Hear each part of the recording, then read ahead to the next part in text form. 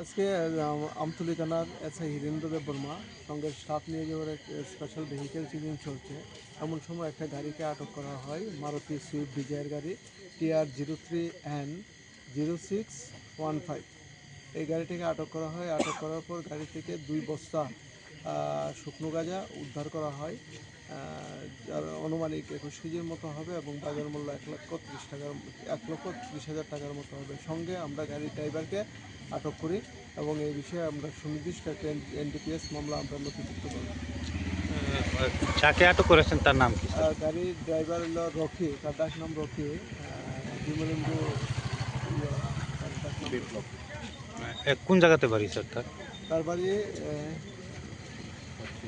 পশ্চিম গোকুলনগর। প্রাথমিক তদন্তে কি জানা গেছে এগুলি মানে কোন জায়গা থেকে এনেছে বা কোথায় নিয়ে যাবে? অ্যাকচুয়ালি গাঁজাগুলি পাচারের জন্য মধুপুরের দিকে নিয়ে যাওয়া হচ্ছিল। তো আজকে কালকে কি তাকে কোর্টে পাঠানো হবে স্যার? আগামীকাল তাকে আমরা একটা মামলা নেব, এনডিপিএসতে মামলা নিয়ে আগামীকাল তাকে আমরা কোর্টে প্রেরণ করব পুলিশ রিমান্ড চেয়ে। আচ্ছা, কোন জায়গা থেকে এই যে মানে আটক করেছেন তাকে? আমরা আটক করেছি লক্ষ্মীছড়া, কাঞ্চনমালা লক্ষ্মীছড়া, এখান থেকে রাস্তা থেকে আমরা আটক করেছি।